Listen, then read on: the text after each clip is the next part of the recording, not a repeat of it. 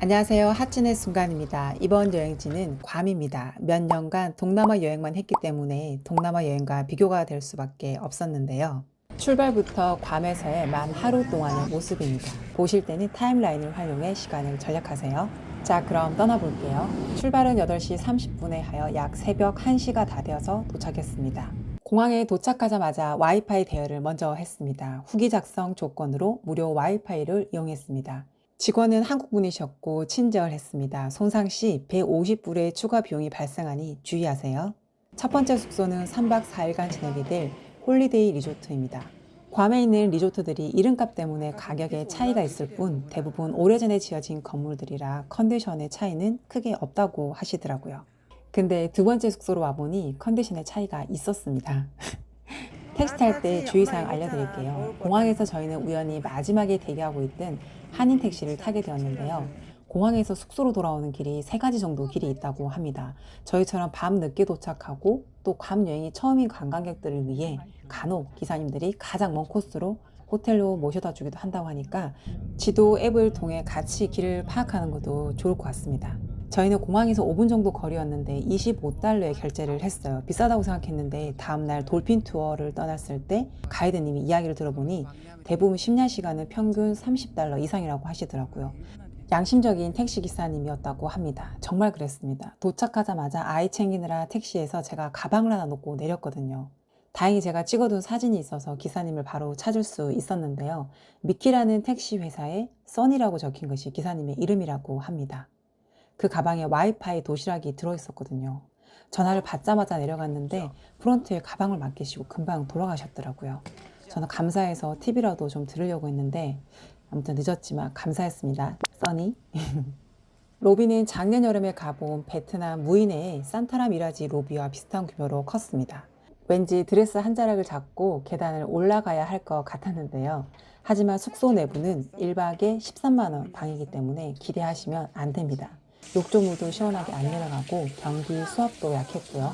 침대 스프링도 청년의 시기를 지나 노년을 향해 달려가고 있었거든요.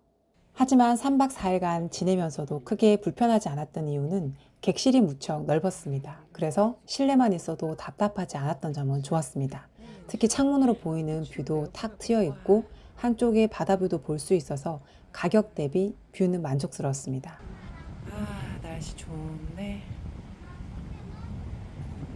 괌 한 끼 식사 비용을 생각하면 이 숙소는 정말 저렴한 숙소입니다.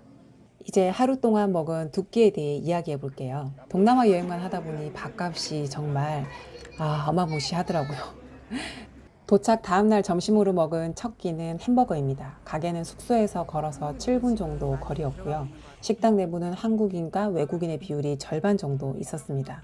점심시간에 맞춰 갔더니 자리가 꽉 차 있더라고요. 밖에서 잠시 대기를 하며 오랜만에 추운 한국에서는 못 느꼈던 따뜻한 햇살을 쬐니 기다리는 시간도 지루하지 않고 무척 행복했습니다. 1월에간 날씨는 한낮에 20분을 걸어 다녀도 땀이 나거나 덥지 않았습니다. 하루를 제외하면 저는 모자와 선크림은 사용하지 않았습니다. 드디어 음식이 나왔습니다. 패스트푸드점인데 음식 주문 후 약 30분이 훨씬 지나서 나왔습니다. 배고프신 분들은 참고하세요. 저희는 고기 패티와 새우가 들어간 버거 2개를 주문했습니다. 가격은 얼마일까요? 약 5만 원이 나왔습니다. 음료는 콜라와 스프라이트 한 잔을 시켰고요. 다행히 아직 아이가 어려서 2인분만으로도 저희는 충분히 배가 불렀습니다. 햄버거 크기가 생각보다 크진 않더라고요.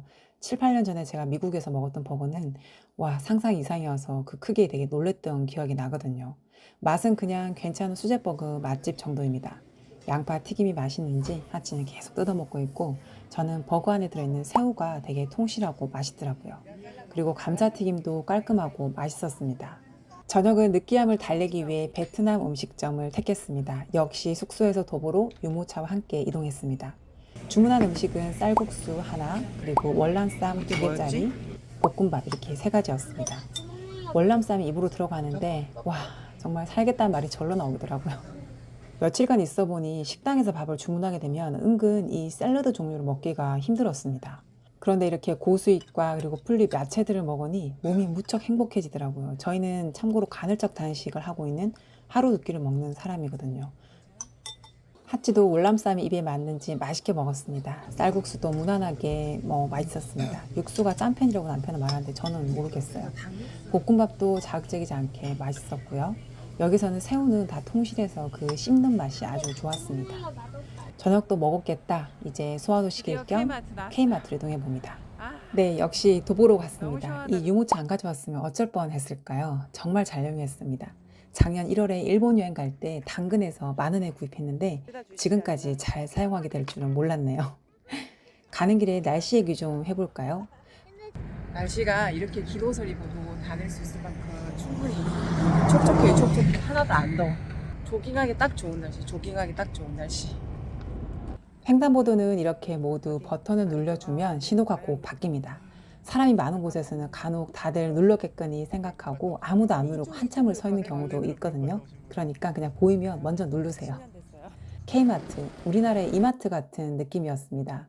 이튿날 돌핀 투어를 갈 때 가이드님이 K마트보다 여기 마트가 더 물건이 많고 볼거리가 많다고 하시더라고요. 왜 그런지 알게 되었습니다. 그건 제가 다음 편에 한번 자세히 담아볼게요. 괌의 식재료는 모두 미국에서 수입해 온다고 합니다. 가공식품들은 거의 우리나라 물가의 2배지만 사과, 감자 등 여기에서 보이는 것들은 우리나라 물가와 비슷했습니다. 저희도 간단한 먹거리를 사봤습니다. 그리고 맥주 등 알코올을 구입할 때는 여권을 꼭 보여줘야 구입이 가능합니다. 이것도 저희가 동남아 여행만 하다 보니 몰랐는데요. 결국 숙소에 여권을 두고 와서 다시 알코올 반납했습니다. 두 번의 식사보다 개인적으로 맛있었던 것은 사과였습니다. K마트 가시면 사과 사두고 간식으로 활용하시면 좋을 것 같아요. 가공식품을 평소 자주 먹지는 않는 식단이다 보니 생각보다 하루였지만 식사가 힘들었습니다. 미국 땅이라 스테이크가 저렴할 줄 알았더니 그것도 아니었고 비싸서 고기도 마음껏 먹지를 못했습니다. 싸게 먹을 수 있는 방법이 있더라고요. 이것도 이어지는 괌 여행기 영상에서 제가 알려드릴게요.